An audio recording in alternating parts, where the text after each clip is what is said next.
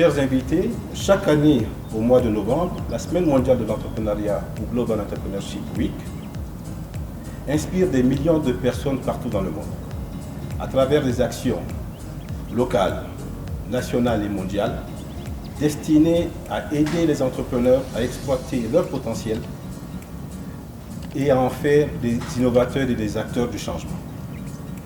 Jocolab Bamako est fier d'être le partenaire de cet événement depuis 2016. Le village de l'entrepreneur, c'est 3 jours dédiés au cycle de vie de l'entrepreneur. Il s'organisera autour de 5 étapes incontournables d'un projet entrepreneurial, notamment l'idéation, le business model, le pitch, la formalisation ainsi que la levée de fonds. Chaque étape sera ponctuée d'ateliers de renforcement de capacités par des experts du secteur. À travers un appui direct aux PME, nous voulons aussi renforcer le niveau technique et financier de ces mêmes PME pour qu'elles puissent monter en puissance et devenir autonomes et rentables à moyen terme. Je sais qu'au cours de cet événement, il y aura 2 panels dans lesquels des jeunes entrepreneurs pourront partager leurs expériences avec l'Union européenne. Mesdames, Messieurs, c'est le moment de vous plaindre. Moi, je ne serai plus là, mais mon collègue Mitya, qui est là au premier rang, il acceptera toutes vos critiques constructives, vos suggestions pour améliorer notre appui.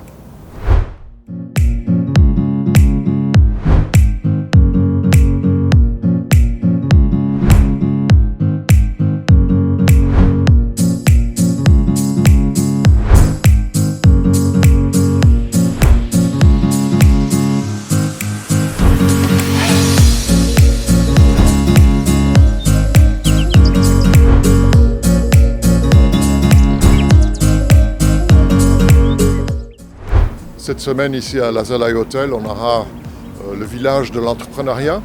Et en fait, ce sont des jeunes qui viendront ici, entre eux, discuter sur qu'est-ce que c'est entreprendre et surtout quels sont les moyens de surmonter les défis. Et nous avons eu un témoignage très important. Une jeune fille, Aminata, elle a essayé, elle a eu un échec et puis elle a tiré les leçons. Et avec l'appui de bons conseils de certains spécialistes, elle est parvenue à monter une entreprise de production et d'exportation de beurre de karité. Et aujourd'hui, elle n'était pas avec nous, on l'a vue sur une vidéo, mais aujourd'hui, elle est à Singapour et elle exporte réellement des produits maliens.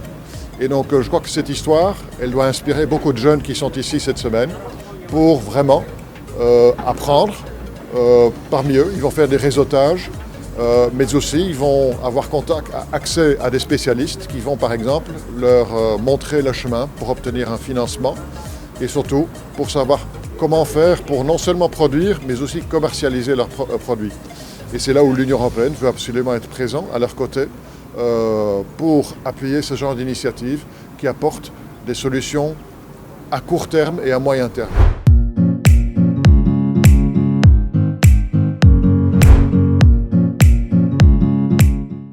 Nous avons des points de vente, c'est des supermarchés ou des pharmacies sur l'étendue du territoire. Le deuxième canal, c'est à travers des femmes revendeuses. C'est nos ambassadrices. Elles ne sont pas forcément à Bamako, elles sont dans les régions également. Elles nous servent de représentation, notamment pour la commercialisation de ces serviettes. Ça leur permet, elles, d'avoir un complément de revenus. Nous, ça nous permet de distribuer nos serviettes dans ces zones-là. Et surtout, on le sait, dans une société, je le disais tout à l'heure, patriarcale comme le Mali, ce n'est pas toujours évident de parler des règles ou d'aller acheter sa serviette. Nous avons tous cette astuce de souvent aller voir le boutiquier, mettre sa serviette dans un sachet plastique parce qu'on a honte que ça se voit. Donc les ambassadrices vont directement au contact de la femme pour commercialiser les serviettes et discuter, échanger sur toutes les techniques, etc. Ensuite, en zone rurale, aujourd'hui, les partenaires au développement nous sont d'une grande utilité. Ils achètent les serviettes avec nous et ensuite ils distribuent en milieu rural. À côté de ça, on fait également des formations sur la confection de ces serviettes hygiéniques réutilisables afin que les femmes aient une activité génératrice de revenus pour elles mais au-delà de ça, qu'elles puissent offrir des serviettes hygiéniques convenables aux femmes de leur communauté. Donc voilà comment nous commercialisons les serviettes. Et justement, le programme IPAS, qui est financé par le Fonds fiduciaire de l'Union européenne dont je parlais, nous aide également aussi dans ce processus-là, notamment à travers un accompagnement très personnalisé.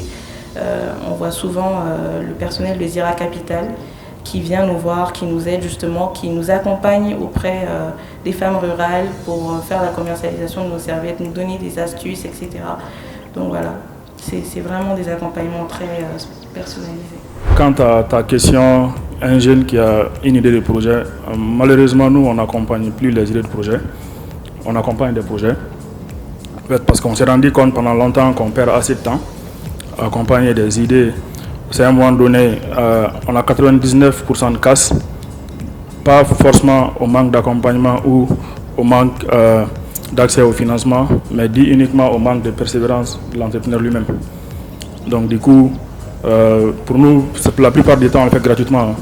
Soit on prend de l'argent chez un bailleur pour l'accompagner, soit on prend notre propre temps pour accompagner une idée. Et dans la plupart du temps, les personnes abandonnent l'idée au bout d'une année. Donc on s'est dit, bon, est-ce que c'est un bon modèle pour nous? Parce qu'il faut qu'on soit à un moment donné rentable aussi. Vu que l'entrepreneur n'a pas forcément les moyens de payer son accompagnement et des bailleurs comme Mitian ne seront toujours pas là. Et on a une structure aussi qui est appelée à être autonome, qui est appelée à être rentable.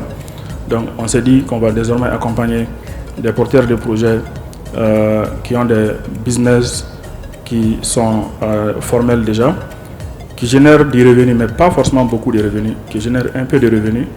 Et nous, on se dit peut-être qu'on peut avoir une valeur ajoutée en boostant ces projets-là, en l'aidant à aller plus loin et à lever plus de fonds. Donc du coup, aujourd'hui, on fait plus de l'accélération que de l'incubation. Quand vous êtes en face des financiers qui, par exemple, ont des visions à très court terme et vous cherchez des investissements à long terme, vous savez qu'on nous envoie dans des banques qui n'ont pas vocation de financer le long terme. Donc d'emblée, on peut savoir, à partir des études techniques et de l'appui technique que vous avez, à quelle structure vous adressez, ça va vous raccourcir le va-et-vient entre les structures. Nous avons mené une étude sur une dizaine de filières et donc notamment nous avons choisi le karité pour le potentiel qu'il a. L'usine a vu le jour en 2020. Nous avons commencé la production. Nous, dans le cadre de Malichi, nous entreprenons en tant qu'industriels, mais également dans l'agro-business. Donc le secteur bancaire local ici est assez frileux quand il s'agit de se lancer dans ce type de financement-là.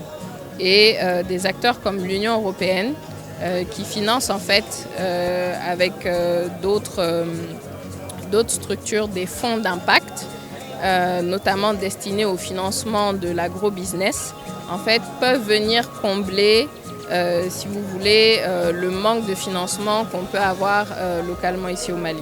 Donc nous, Malichi, nous avons bénéficié d'un prêt de l'ABC Fund, Agri-Business Capital Fund, qui est cofinancé par l'Union européenne. Et ça nous a permis de financer une partie de notre besoin en fonds de roulement.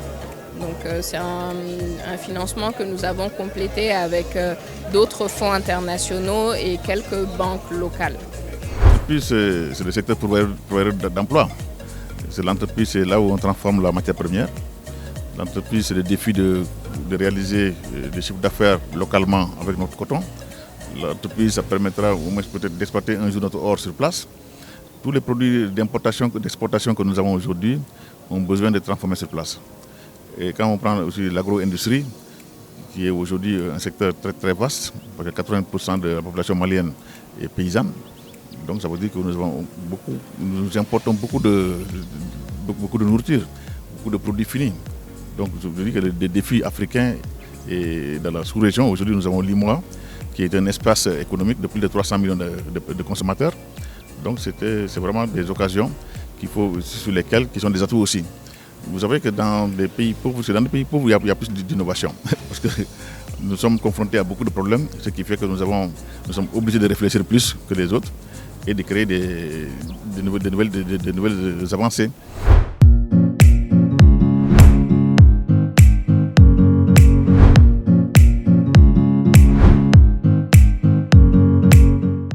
On arrive à fidéliser nos clients, on arrive à faire aimer les céréales maliens par d'autres qui ne sont pas maliens, qui sont américains, européens.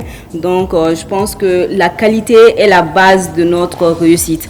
On essaye en grandissant parce qu'on perd beaucoup en grandissant parfois. Mais en grandissant, si on garde toujours la même qualité, le même process, c'est pourquoi la formation elle est importante et que l'écrit est important. Et avoir des diagrammes bien précis du processus de transformation, c'est que la plupart des entreprises n'ont pas. Nous, on a des diagrammes qui font que ce n'est pas un homme qui est l'entreprise, c'est pas un personnel, dès qu'il est parti, l'entreprise ne garde pas la même qualité. Donc on a fait de sorte qu'il y ait une traçabilité de la production, de la qualité qui soit maintenue, quels que soient les hommes qui viennent travailler pour nous. Nous étions dans un salon à Abidjan. Ça a été notre première expérience de ce salon-là, le salon de l'agriculture d'Abidjan. Notre stand était très animé, on avait beaucoup d'affluence, les gens venaient y voyaient. Et à chaque fois que les étrangers venaient à notre stand, quand ils voient nos thés, ils goûtent. Et la première des choses qu'ils font, ils regardent automatiquement c'est fabriqué où. Quand ils voient Made in Mali, la première chose qu'ils disent, non, ni tu sais qu'à Mali là-haut. Ni, ah non, ça c'est trop beau, ça ne peut pas être fait au Mali. Donc, j'ai eu cette remarque 1, 2, 3 fois. J'ai dit, le marché est là, à Abidjan. Aujourd'hui, je vous dis que les quantités que je vends en Côte d'Ivoire, je ne vends pas la même quantité au Mali. Je vends plus en Côte d'Ivoire qu'au Mali. Je vends plus à l'export qu'au Mali. Mon marché international représente aujourd'hui plus de 80% de mon chiffre d'affaires, ce qui fait que l'embargo là nous a annexés. Ça nous a annexés parce que toutes les exportations étaient arrêtées pendant beaucoup de temps. Donc à l'international, nous sommes présents en Côte d'Ivoire, nous sommes présents au Sénégal, dans les grandes chaînes comme Auchan, Carrefour. Et au Niger, nous sommes également présents au Burkina. Ils travaillent très bien au Burkina dans tous les salons VIP. Les grandes alimentations, on trouve nos produits là-bas. Nous faisons des conteneurs sur la France et nous avons également un distributeur aux États-Unis. Donc c'est pour vous dire que le produit vraiment il s'exporte très bien et il est aimé beaucoup, surtout par la diaspora.